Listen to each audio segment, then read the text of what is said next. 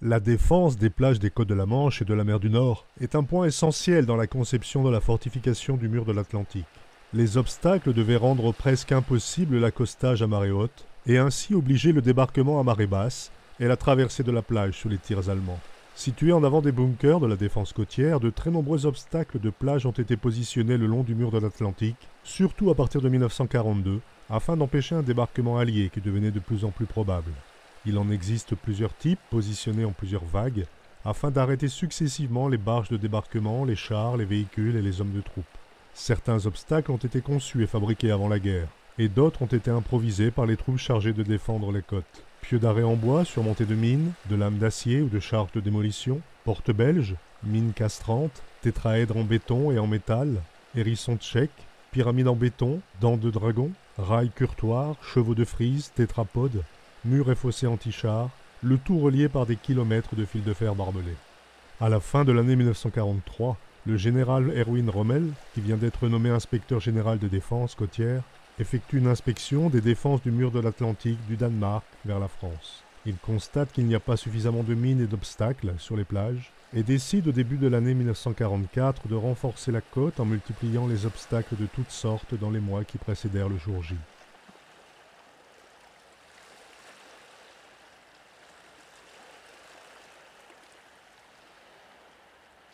On distingue principalement deux types de pieux.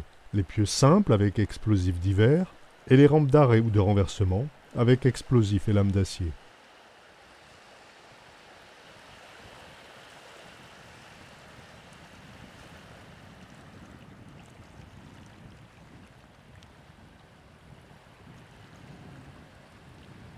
Parmi les obstacles de plage, on trouvait de très nombreux pieux simples, en bois, qui étaient enfoncés dans le sable à 1 ou 2 mètres de profondeur. Ils étaient disposés sur les plages de manière à ce qu'ils soient recouverts d'1 mètre d'eau à marée haute. Les pieux pouvaient être verticaux, légèrement inclinés. Ils pouvaient être pointus ou porter une mine anti-char, une Taylor mine 35 ou 42, un obus ou une charge explosive. Ces charges étaient maintenues par des bandes d'acier cloutées ou du simple fil de fer. Il n'est pas rare de découvrir encore de nos jours des obus non explosés dans le sable des plages, car les fils de fer qui tenaient les mines ou les obus rouillaient rapidement et les munitions se décrochaient parfois et étaient ensuite recouverts par le sable.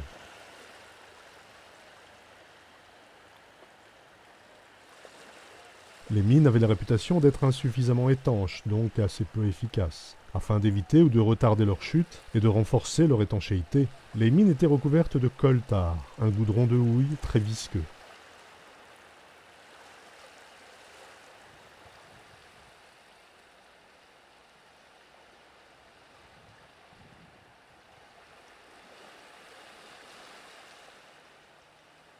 Issu des bois de nos forêts, le pieu devait faire chavirer ou exploser les barges de débarquement.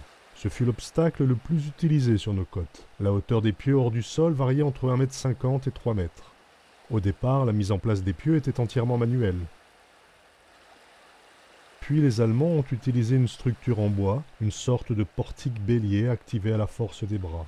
Mais cette méthode s'est révélée trop lente et fastidieuse. Les Allemands ont alors changé de système et ont eu recours à des lances à incendie équipées d'un bec spécial qui permettait de creuser le sable humide beaucoup plus rapidement. Les pieux en bois étaient alors introduits dans le sable grâce au jet à haute pression de ces lances, ce qui a permis de gagner un temps considérable pour la mise en place de milliers de pieux. Les pieux anti-débarquement en bois ou en métal étaient installés le plus souvent par les soldats allemands afin que les détails de défense ne soient pas connus précisément de la population dans laquelle se trouvaient des résistants. Ce dispositif était bien sûr complété par un enchevêtrement de fils de fer barbelés, destiné à gêner la progression des personnels contraints de quitter les barges de débarquement endommagées. Un autre obstacle en bois immergé à marée haute est la rampe d'arrêt ou de renversement. Elle est constituée de troncs de bois supportés par des pieux. Les M-Balken pouvaient être dotés de mines anti-char, Taylor mine 35 ou 42, et également de lames en acier de type ouvre-boîte, le plus souvent situées sur la partie haute de la rampe. Les lames crantées en acier étaient destinées à déchirer les coques des barges et détruire les chalands de débarquement. Placé avec le pied dirigé vers la mer, selon un angle de 35-40 degrés par rapport au sol, le pieu principal de 30 cm de diamètre faisait 8 à 9 mètres de long, avec environ 6 mètres et demi apparents. L'assise était assurée par 2 renforts placés en oblique et solidarisés par des bandes d'acier cloutées, et parfois par 1 ou 2 poteaux verticaux supplémentaires. Les poteaux de support faisaient environ 4 mètres de long avec un enfoncement de 2 mètres dans le sable. Les rampes de renversement pouvaient avoir des tailles variables. Leur but était de soulever la péniche de débarquement arrivant à grande vitesse, la renverser, lui occasionner une brèche et la faire exploser sur une mine anti-char pour ainsi entraver toute tentative d'invasion amphibie. Comme pour les pieux simples, les mines anti-char étaient souvent altérées par l'humidité et le sel marin, et elles devaient être isolées par du coltar. Certaines rampes avaient des plaques de déclenchement pour faire exploser toutes les mines après un seul contact. A noter que sur les rampes en bois, une encoche était parfois pratiquée à 70-75 cm de l'extrémité, entraînant lors de l'explosion une rupture du tronc et évitant ainsi de perdre une partie de l'effet explosif dans le sol.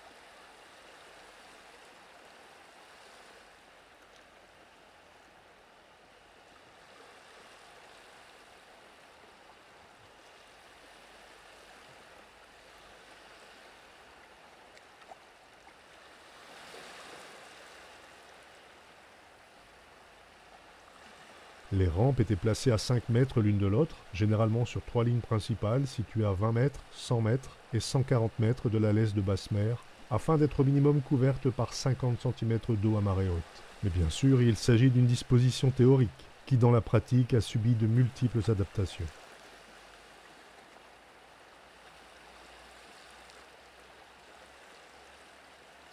La présence de ces rampes en bois et de ces pieux d'arrêt a forcé les Alliés à décider que le débarquement ait lieu à marée basse plutôt qu'à marée haute.